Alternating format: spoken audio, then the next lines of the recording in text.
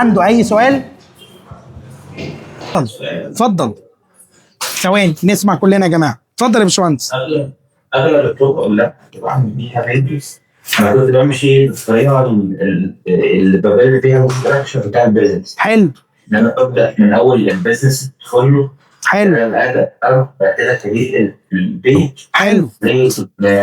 الغالب لما كنت بعمل بيج بالاكونت الشخصي التاني وانا اساين البيج دي لاكونت البيزنس بورتفوليو يقول لي ان دي مملوكه لاكونت تاني. فانت لما تيجي تسحب الصفحه يقول لك ايه؟ ان الصفحه دي مملوكه لشخص تاني او جوه حافظه اعمال تاني. وعمل حافظه اعمال عندي بس انا مش عارف. ما عادي، عمل حافظه اعمال عندك مفيش مشكله، بس اهم حاجه انت تتاكد منين ان حافظه الاعمال دي بتاعتك ولا لا.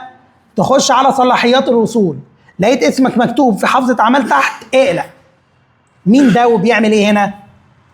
لقيت اسمك مش مكتوب في حافظه اعمال دي بتاعتك. تمام؟ وصلت؟